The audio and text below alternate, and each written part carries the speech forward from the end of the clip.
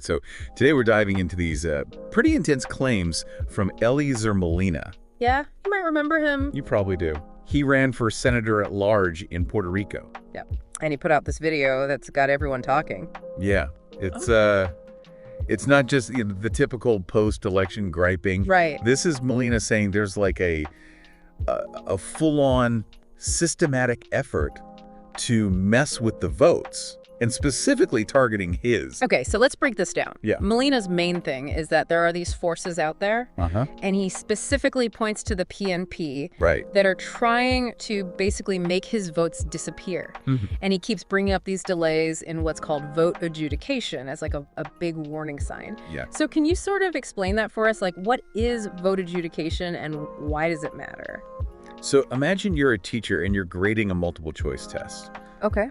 Most of the answers are really clear, right? Yeah. But then you got a few students who like circle two options or they write a little note next to their answer. Right. Vote adjudication is kind of like that. Oh, what? It's when election officials have to actually look at the ballots that the machines couldn't read clearly. I see. So maybe someone didn't fill in the bubble all the way, or they wrote in a name instead of picking from the list. Okay. Officials have to figure out what the voter meant to do. Gotcha. And obviously that can take time.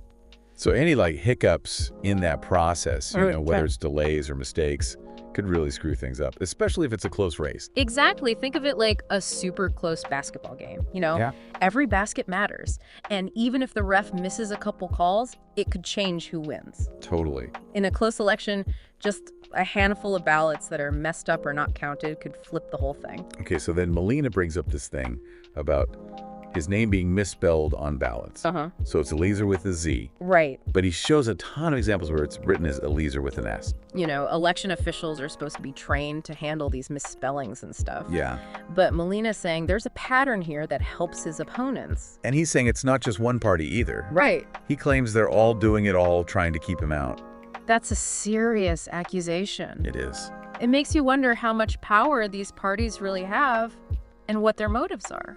I mean, understanding the whole political scene is really important here, Right. I think people should do some digging into the roles these parties play in Puerto Rican politics. Yeah, that's always a good idea. Definitely. It gets even more intense when he starts talking about dead people voting. Yeah, the classic dead voter claim. Right. It's important to remember that managing voter rolls is a huge job. Oh, yeah. It's like trying to keep a phone book perfectly up to date for an entire country. Right. People move, they pass away, they become eligible to vote. It's bound to happen that some mistakes slip through, even with the best systems. So while we can't just dismiss the idea that something shady might be going on, we also have to be realistic, right? Exactly. Like, are we talking about a few isolated incidents? Right. Or is there a real pattern that suggests someone's deliberately trying to manipulate things to help specific candidates? That's the key question, and that's why it's so important to have transparent systems for looking into these claims. We need to be able to trust the process, and that means accountability at every step. Now, Molina definitely doesn't hold back when it comes to certain media figures and political opponents. Yeah. He flat out accuses them of being part of this supposed vote manipulation scheme. And he uses some pretty strong language. Yeah, it's easy to get caught up in the emotion of it all, Yeah. especially when someone feels like they've been wronged. Yeah. But it's always good to take a step back and look at the bigger picture. Okay. Like, what are the possible biases? What other reasons might there be for these accusations? He even calls out people by name, Oh, yeah. like Carmen Jovet. Right, the journalist. Yeah, he claims she's deliberately twisting his words about the missing votes. Well, this is interesting because it brings up that whole issue of media influence and how it shapes what people think, especially during elections. For sure. Molina is basically saying his message isn't getting through, that it's being silenced or distorted. Exactly.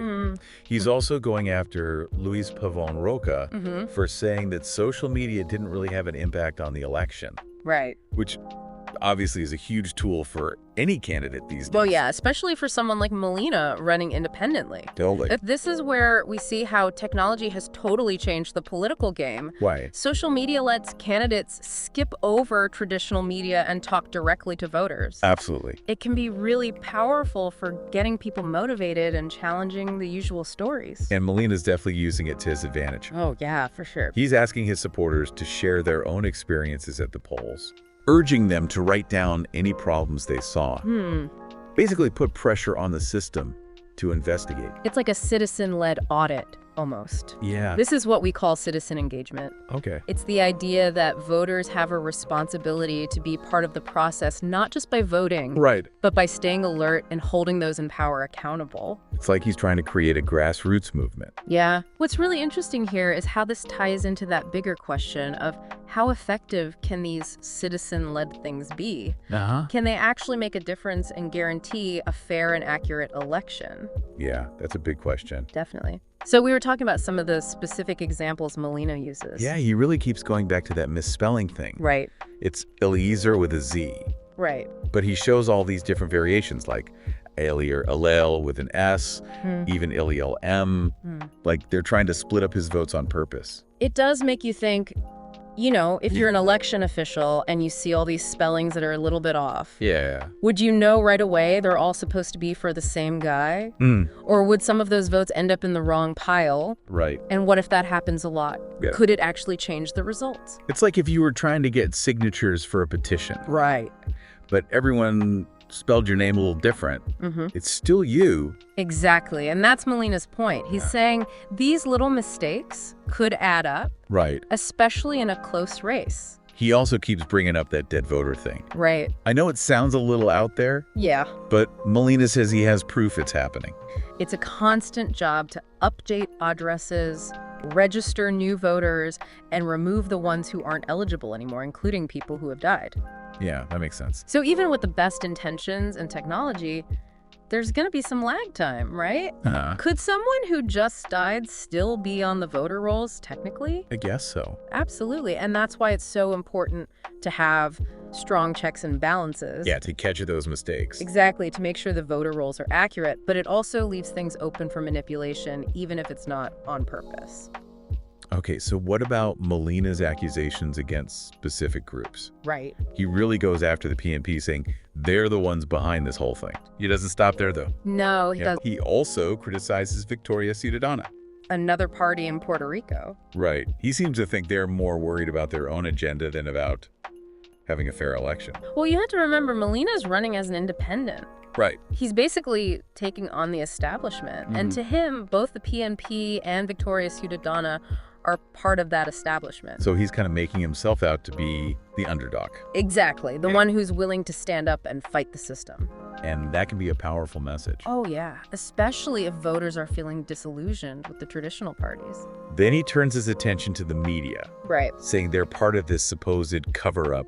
He calls out Carmen Jovet specifically. Right. Saying she's downplaying his claims about the missing votes. This really highlights how important the media is in shaping what people believe, especially during elections. For sure. Molina's essentially saying they're not holding those in power accountable, that they're part of the problem. He's not just going after journalists.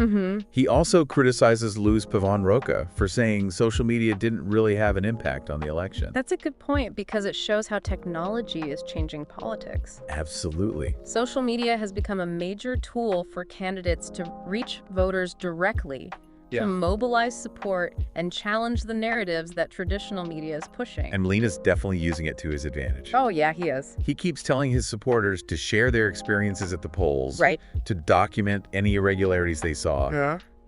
basically flood social media with proof of what he says is a stolen election. It's a smart strategy, actually. He's using the power of the crowd, turning his supporters into citizen journalists. It's almost like a grassroots investigation. Yeah, exactly. And it's something we're seeing more and more these days, especially as people trust traditional institutions less and less. He even encourages them to share pictures of their ballots as proof they voted for him. That's powerful because it's visual evidence. Right. It's one thing to say you voted for someone, it's another to actually show the world your marked ballot. And it's not just about gathering evidence. Yeah. He's also using social media to call out the people he thinks are responsible for the alleged fraud. He even suggests that some members of Victoria Ciudadana are enamored with him and jealous of his success. Those personal attacks can be pretty inflammatory. Yeah. But they're also a way to discredit his opponents and strengthen his base. Right. It's a classic political tactic. And he ties it all back to his main point, that there's a coordinated effort to keep him out of office. He still managed to raise some really important questions about the integrity of the election process. He's making people think about how votes are counted, how voter rolls are maintained, and how the media covers elections. And that's a conversation worth having no matter what your political beliefs are. Totally. Transparency, accountability, and public trust are the foundation of a healthy democracy. So we've looked at Molina's accusations, the evidence he gives, and the tactics he's using to get his message out there. Right. But what about the bigger picture? Yeah. How does this all fit into the overall political landscape of Puerto Rico? You know, as we wrap up this look at Eliezer Molina's claims, I think it's important to step back and look at the bigger picture of Puerto Rican politics. Yeah, you're right. It's not just about one guy or one election. Exactly. It feels like Molina's tapping into something bigger. It's like a sense of frustration that goes way deeper. I agree. You've got a history of political upheaval, economic struggles, and this feeling that the established parties haven't always had the people's best interests at heart. Right. And Molina paints himself as this disruptor, the outsider, who's challenging the way things are. He even brings up historical examples like that Catholic party that went up against Luis Munoz Marin way back when. Yeah, it's a smart move, actually. Sure. These historical comparisons give people a way to understand where he's coming from. Right. He's positioning himself as part of this long line of people who dared to challenge the powers that be. He even compares his situation to what happened with Proyecto Dignidad not too long ago. You remember that conservative party that got some attention and then kind of faded away? Yeah. He's suggesting they lost their way because they got sucked in by the establishment. Interesting whether or not you agree with his take on it. It definitely highlights how complicated and messy Puerto Rican politics can be. What really gets me is how absolutely sure Molina is that he won this election. Yeah. Even though the official results say otherwise. He insists the numbers are wrong. He claims there are thousands of votes out there that haven't been counted properly, and he's promising to fight tooth and nail for what he believes is rightfully his. That kind of unwavering belief is powerful. It is. It speaks to how strongly he feels that he's been wronged and his determination to get justice. He's not just complaining either. No? He's laying out a plan. He talks about going to court, presenting his evidence, and forcing those in power to acknowledge what he sees as the truth. It'll be interesting to see how that legal battle plays out if it gets that far. Yeah. It could potentially shine a light on how the electoral system works behind the scenes. Maybe even expose some weaknesses that need to be fixed. And he's not doing it alone. Right. He's rallying his supporters, asking them to share their experiences. Yeah. Document any problems they saw. Basically use social media to build a case for what he claims is a stolen election. It's almost like he's creating this parallel election monitoring system powered by the people. It's a fascinating trend. We're seeing this rise of citizen journalism where people are using social media to go around traditional media outlets and share their own version of events. Yeah, and in this case, it's about holding the electoral system accountable. Yeah. Demanding that every vote is counted and every voice is heard. It's about giving citizens the power to take ownership of the democratic process. So where does this leave us? Is Molina a victim of a rigged system? In the end, it's up to each of us to look at the evidence, weigh the arguments, and come to our own conclusions. But one thing's for sure. Molina's claims have started a really important conversation about the integrity of elections and the very foundation of democracy in Puerto Rico. And that conversation is important no matter what side of the political spectrum you're on.